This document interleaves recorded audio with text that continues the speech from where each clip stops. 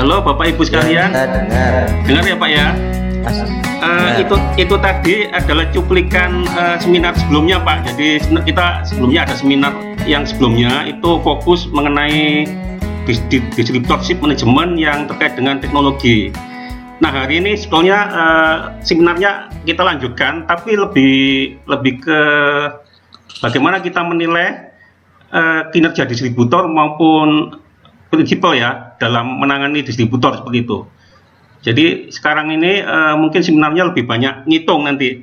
Jadi Bapak Ibu mungkin kalau tadi malam masih habis lembur mungkin harus siap-siap kopi karena khawatirnya ngantuk Pak. Ini nanti kita berhubungan dengan angka-angka ya. Jadi banyak sekali angka-angka yang akan kita tampilkan.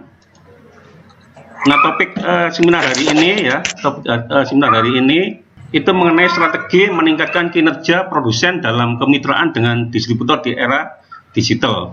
Peserta yang ada sekarang ini kebanyakan dari mana? Apakah kebanyakan dari distributor atau produsen, Bapak Ibu sekalian? distributor. Oh, kebanyakan dari distributor ya. Jadi nanti di sini kita akan bahas dua bagian ya, di mana prinsipal bagaimana menilai distributor dan distributor itu sendiri menilai operasional dirinya sendiri seperti itu. Ya seperti tadi di video kan kalau kita meningkatkan penjualan itu kan menggunakan kunci SCP ya. SCP itu spreading, coverage, dan penetrasi. Kalau spreading lebih ke bagaimana kita memasarkan produk seluas mungkin ya. Kalau yang coverage itu bagaimana kita memasarkan produk dengan cara seperti kalau Bapak Ibu sekarang ini menggunakan cara memberikan target kepada salesman misalnya satu hari call-nya berapa, itu termasuk di wilayah coverage. Jadi seberapa mampu nanti salesman mengcover pelanggan-pelanggan yang ada di suatu wilayah. Nah seperti itu. Nah yang penetrasi itu lebih ke bagaimana distributor atau salesman itu memasarkan produk kepada pelanggannya. Jadi kalau kita punya 10 SKU, nah seberapa banyak SKU yang bisa dipasarkan gitu kepada pelanggan-pelanggannya. Itu adalah 3 cara yang biasanya dipakai. Tapi hari ini nanti mungkin kita juga bicara tentang teknologi ya, teknologi atau aplikasi yang bisa dipakai untuk memasarkan produk kita untuk lebih cepat seperti itu. Nah pada seminar ini saya Fran M. Royan ya, kemudian Pak Adi nanti membantu di sisi teknologi ya. Jadi kita berdua, nanti saya mungkin butuh waktu sekitar kurang lebih 45 menit, Pak Adi mungkin kurang lebih 30 menit, dan sisanya dipakai untuk tanya jawab kalau bisa. Jadi diharapkan nanti seminar ini banyak tanya jawab karena sangat penting untuk membahas bagaimana operasional distributor kita maupun produsen yang sedang kita kelola ini supaya bisa bersaing ya dalam kondisi yang mungkin tidak menentu saat ini ya. Seperti yang kita ketahui bahwa kenapa sih seperti distributor itu selalu diminta oleh prinsipal atau produsennya untuk selalu mendistribusikan produk serata mungkin. Nah, kan seperti itu seringkali. Itu tujuannya adalah kalau kita bahas di sini, tujuan daripada kenapa kita harus mendistribusikan produk serata mungkin atau seluas mungkin. Nah, tujuannya di sini, Bapak Ibu ya. Jadi bagaimana menjamin agar sebanyak mungkin konsumen atau shopper memperoleh produk di mana dan kapanpun mereka inginkan dengan cara yang semudah mungkin. Jadi kalau produk kita terdistribusi dengan baik, sangat merata, nah konsumen-konsumen itu kalau membutuhkan barang bisa cepat sekali untuk mendapatkannya. Tapi kalau kita misalnya tidak mendistribusikan produk dengan merata, tentunya customer atau konsumen kita akan sulit untuk mendapatkan produk kita. Jadi kenapa seperti produsen selalu meminta kepada distributor untuk menjual produknya itu sebanyak mungkin kepada pelanggan. Nah tujuan distribusi seperti itu. Nah kalau secara hitung-hitungan di sini ada 2 macam distribusi. Yang pertama itu distribusi horizontal. Kemudian yang kedua distribusi vertikal. Nah, apa yang dimaksud dengan distribusi horizontal? Coba kita lihat di sini. Nah, kalau yang horizontal itu persentase outlet atau store atau kon yang menyediakan produk tertentu dari jumlah outlet yang ada. Jadi artinya seperti itu. Nah, contohnya seperti ini ya. Dalam suatu wilayah pertokoan misalnya ada 20 outlet. 20 outlet ini seberapa banyak yang bisa dikerjakan atau digarap oleh salesman kita. Nah, misalnya kalau di sini salesman kita baru 10 outlet masuk, berarti secara numerik distribution horizontalnya itu baru 50%. Artinya salesman kita tidak maksimal mengerjakan wilayah yang sudah diserahkan kepada salesman tersebut untuk dikerjakan dengan baik. Jadi cuma 50% saja di sini. Harapannya produsen itu selalu meminta kalau bisa suatu wilayah yang isinya 20 outlet diupayakan 100% bisa dijuali produk dari milik produsen tersebut. Ini yang terkait dengan distribution horizontal atau numerik distributionnya. Lalu yang kedua itu mengenai distribution vertikal. Nah, distribution vertikal ini lebih secara artinya ya di sini ya, rata-rata stok cover dari suatu produk tertentu dinyatakan dalam rata-rata penjualan per pekan kepada konsumen. Nah, contohnya di sini coba kita lihat, rata-rata penjualan per pekan produk jas 50 ml misalnya adalah 12 botol. Jadi kalau toko dalam satu minggu menjual 12 botol, nah persediaannya bagaimana? Nah, ketika dicek ternyata jumlah persediaan produk jas 50 ml pada outlet tersebut adalah 18 botol. Nah, artinya apa di sini? Berarti secara distribution vertikalnya produk jas 50 ml ini adalah 1,5 pekan. Nah, kalau kondisinya seperti ini, berarti posisi stok di toko di mana mereka menjual produk kita itu posisinya aman. Jadi tidak sampai produk yang ada di sana itu sampai kosong. Nah, seperti itu. Dua parameter ini biasanya dipakai oleh produsen agar produk yang sudah didistribusikan itu tidak sampai dalam kondisi kekurangan seperti itu. Kalau misalnya kondisinya kekurangan, otomatis produk pesaing akan cepat sekali untuk menggantikan produk yang merupakan milik produsen. Karena seperti yang kita ketahui bahwa produk-produk yang itu seringkali merupakan produk-produk yang gampang digantikan oleh produk lain. Nah, seperti itu. Jadi dua parameter yang kedua ini sangat penting. Kenapa tadi produsen ya meminta kepada distributor untuk kalau jualan tuh pelanggannya banyak seperti itu. Sekarang kita masuk ke key performance indikator distributor. Nah, sekarang bagaimana distributor itu sendiri menilai dirinya sendiri agar efektif dalam memasarkan produk yang dimiliki oleh produsen ya di sini.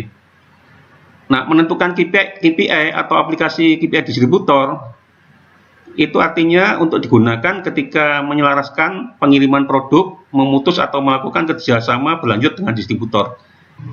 Jadi KPI ini untuk menentukan apakah kerjasama antara produsen dengan distributor itu diteruskan atau tidak. Jadi ini lebih kepada produsen untuk menilai distributornya. Terus yang kedua atau bisa digunakan nanti ada contoh untuk menilai distributor itu bagaimana secara efektif untuk mengelola operasional distributornya sendiri seperti itu. Nah, di sini KPI itu artinya ya indikator adalah sebuah pengukuran dari sebuah aktivitas yang memberikan hasil seperti yang diinginkan. Biasanya indikator kunci itu dapat diukur ya, dapat dilihat atau dikalkulasi. Jadi ada sumber datanya seperti itu. Dan bermakna penting bagi operasi bisnis distributor pada saat itu. Nanti akan saya berikan contoh-contohnya. Nah, ini contoh-contohnya. Jadi yang pertama yang terkait untuk membuat KPI itu terkait yang pertama product availability. Artinya yang tadi yang terkait dengan outlet coverage ya, outlet coverage. Outlet coverage ini maksudnya kalau dalam suatu wilayah tadi itu ada 20, nah berapa persen yang bisa dijangkau oleh salesman kita.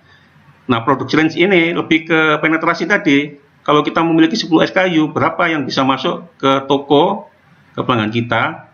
Misalnya dari 10 bisa masuk 5 misalnya. Stock level ini lebih ke persediaan. Jadi berapa banyak stok yang disimpan oleh customer atau pelanggan agar stok itu tidak sampai kekurangan. Nah, seperti itu. Kalau yang terkait nomor 2 ini, brand presentation, itu lebih ke bagaimana distributor dalam menyimpan produknya misalnya di gudang, tidak sampai banyak produk yang expired misalnya. Terus kemudian produk yang didisplay di toko-toko itu seperti apa. Atau mungkin fokus produk misalnya promosinya, jadi pemilihan merek yang dipromosikan itu seperti apa. Nah, ini adalah bagian-bagian yang biasanya akan dinilai untuk mengukur kinerja distributor maupun produsen ya di sini. Terus yang ketiga, service standar yang biasanya terkait dengan call frekuensi. Call frekuensi itu frekuensi kunjungan. Misalnya salesman berkunjung ke customer itu dalam 1 bulan itu berapa kali? Misalnya kunjungannya adalah 2 kali, 2 minggu sekali misalnya. Berarti dalam 1 bulan sebanyak 2 kali. Kemudian produk delivery. Nah, produk delivery ini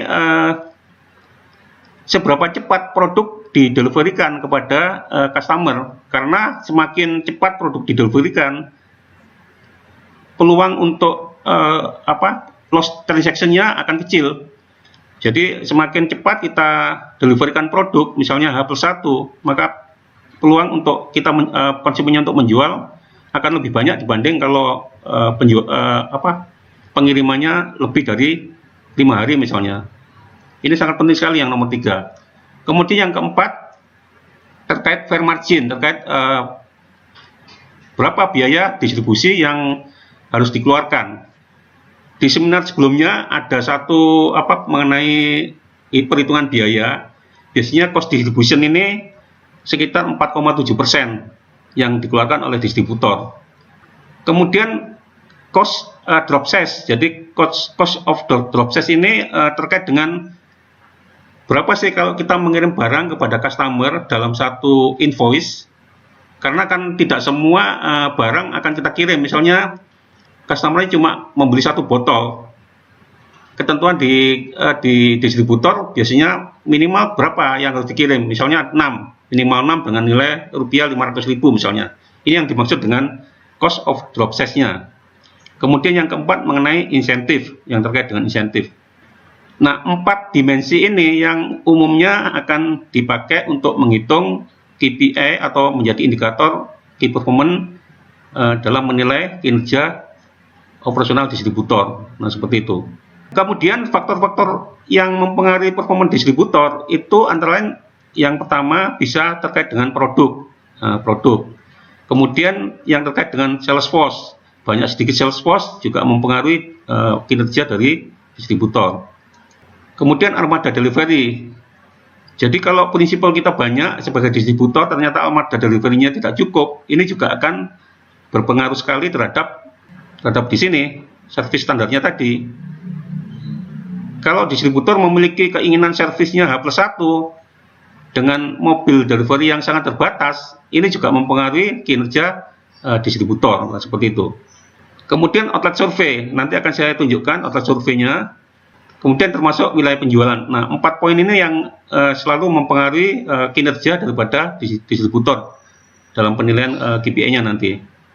Nah, ini yang terkait dengan outlet survey tadi. Ini adalah data dari AC Nielsen, di mana di Indonesia ini dibagi menjadi tiga bagian ya, 3 bagian. Ada Jawa, ada Sumatera, dan ada Indonesia bagian timur. Nah, outlet yang ada di Indonesia itu menurut AC Nielsen ada sekitar 3 miliar lebih, ya 3 miliar lebih. Di sini nolnya ada di bawah ini, jadi ada 3 miliar. Kalau misalnya di Jakarta, ya ini kita ambil contoh di Jakarta, itu memiliki outlet survei 11,7%. Nah, maka secara perhitung-hitungan coba kita lihat di sini. Jakarta ya 11,7% dikalikan 3,447 3 miliar lebih ini ya. Nah, di Jakarta itu memiliki outlet sekian. Ini yang dimaksud dengan outlet survei. Jadi outlet survei ini adalah outlet yang sudah disurvei oleh AC Nielsen, seberapa banyak outlet yang ada di wilayah masing-masing. Cuma di sini memang secara data tidak disebut secara detail ya di sini ya. Jakarta, Bandung, Surabaya. Surabaya ini ada 3% berapa ini? Malang, Yogyakarta, Semarang, kemudian ada Denpasar, ada Makassar, Manado, dan yang lain-lain. Kalau mungkin Bapak Ibu tadi ada saya lihat Pak Iva ya, Pak Iva dari Tulungagung, Pak Iva ya, betul ya? Nah Pak Iva ini kalau Tulungagung tidak ada di sini surveinya. Nah kalau nggak ada surveinya, bagaimana cara untuk menarik angka supaya kita bisa menghitung performa dari distributor yang kita operasionalkan? Caranya adalah menggunakan database yang ada di komputer. Kalau kita sudah menggunakan komputer atau software, nah kita bisa menarik data outlet yang ada di komputer kita yang sudah kita kerjakan, misalnya usia distributor kita 5 tahun. Nah disitulah sudah terkumpul outlet yang aktif maupun tidak aktif, besarnya berapa. Nah, outlet aktif maupun tidak aktif ini akan menjadi total outlet yang dimiliki oleh distributor sebagai acuan nanti menilai untuk KPI-nya. Kemudian di sini ada cara menghitung performa distributor ya. Di sini cara menghitungnya kita pertama membuat tabelnya. Nah, di sini.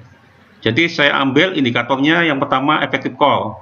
Effective call ini adalah transaksi, misalnya salesman kita diberi target call-nya 35 misalnya. Nah, effective call-nya berapa dari 35 kunjungan tersebut? Jadi kita hitung effective call-nya di sini. Nah, apabila effective call sama dengan lebih besar sama dengan 100%, itu poinnya di sini 100 ya, 100. Kemudian apabila effective call 81% sampai 99%, poinnya 80. Effective call kurang dari 80% itu poinnya 50. Ini adalah indikator yang dinilai.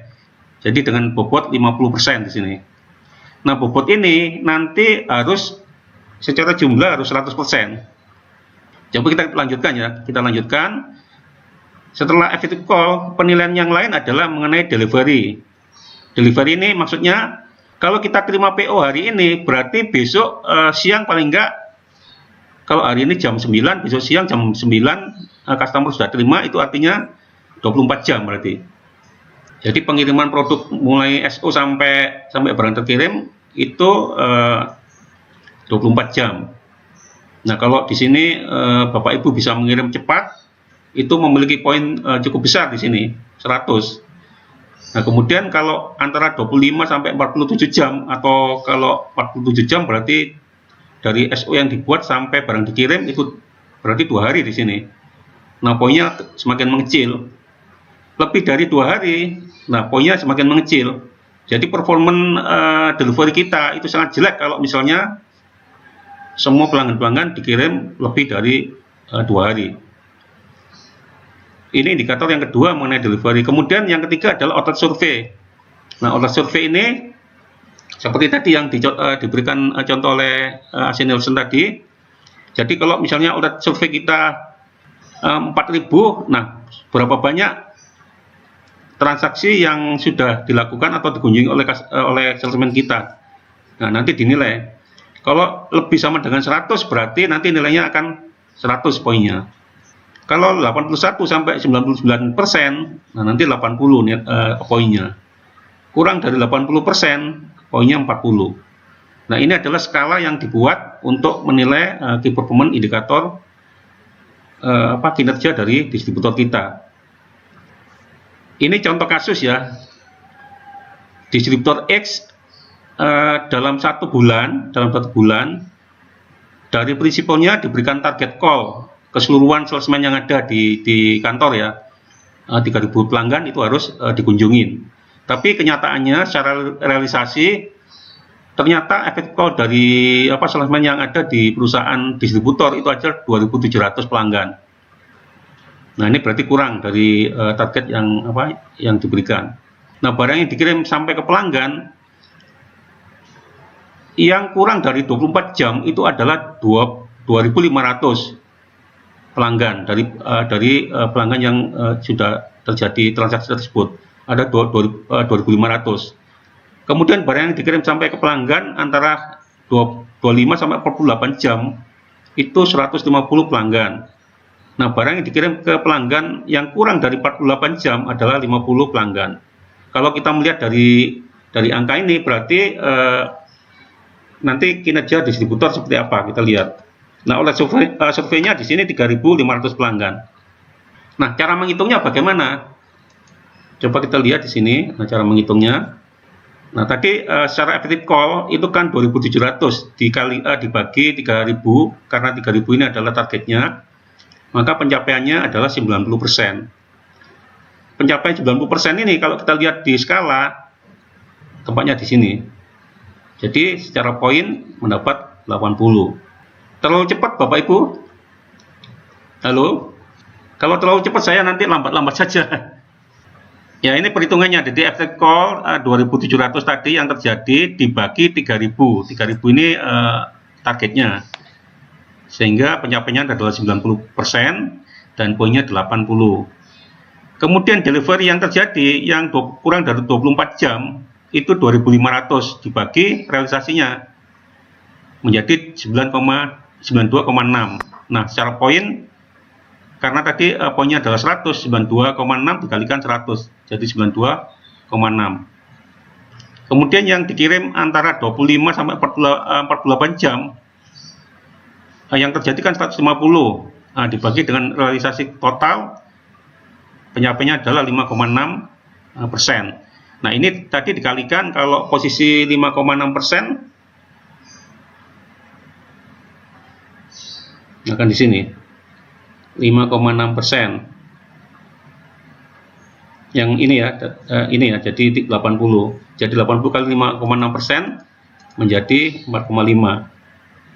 Kemudian yang delivery yang lebih dari 48 jam, berarti lebih dari 2 hari, itu 50 yang terjadi dibagi dengan total realisasi effective call-nya 1,9. Nah, ini dikalikan di sini 20. Nah, jadi muncullah angka ini. Kemudian outlet survei, karena outlet surveinya 3.500 dan realisasi effective call-nya 2.700, maka pencapaiannya adalah 7,1%. Nah, poinnya 40. 40 ini dari mana? Nah, coba kita lihat di sini. 40 kan di sini, di bawah 80, berarti ini 40. Kemudian setelah kita hitung berapa performan distributor, nah akan kelihatan di sini. Jadi setelah tadi kan bobotnya sudah kita ketahui ya, jadi effective call ini bobotnya 50% karena dianggap penting. Kemudian delivery-nya 30%, outlet survei-nya adalah 20. Secara total 100. Nah, poinnya 80 dikali 50, jadinya 40 di sini. Nah, delivery service tadi karena poinnya 97,5 dikalikan bobot. Nah, hasilnya seperti ini. Nah, outlet survei juga begitu, 40 kali 20%. Di sini performanya 8. Nah, setelah di total semua 7,3%. Jadi di sini diketahui kinerja distributor baik di sisi effective call, delivery service maupun outlet survei-nya itu secara nilai 77,3%. Nah, seperti itu. Kalau melihat skalanya di sini, kalau kategori performanya lebih sama dengan 100 adalah excellent, kemudian performan 81 sampai 99 adalah good, atau performan kurang dari 80% bad, maka di sini distributor secara kinerjanya adalah, kalau 77 ini berapa jadi? Nah, kalau kita lihat di sini lebih kurang dari 80 berarti bad. Jadi kinerja distributor itu dalam 1 bulan bad. Jadi jelek sekali secara operasionalnya, karena di sini seperti yang kita ketahui nilainya sangat kecil, di bawah standar. Karena standar bawah itu adalah 80%. Di sini kalau kita lihat setelah dihitung 77,3%. Nah, bagaimana meningkatkan performa agar lebih dari 80%? Nah, caranya adalah bagaimana delivery service ini ditingkatkan supaya tidak banyak yang terlambat. Diupayakan kalau kita lihat di sini, diupayakan lebih banyak yang dikirim kurang dari 24 jam. Kalau itu memang penilaian dari prinsipalnya seperti itu, jadi diupayakan di sini. Effective call juga begitu, perlu ditingkatkan, karena targetnya 3.000, ternyata yang dicapai 2.700. Jadi kemampuan salesman kita harus diasah agar bisa secara SCP tadi bisa betul-betul menguasai termasuk wilayah spreadingnya, wilayah penjualannya. Yang kedua, toko-toko yang harus dikunjungin, dan yang ketiga, produk yang harus dipenetrasikan atau ditawarkan. Nah, ini mengenai kinerja distributor yang secara operasional.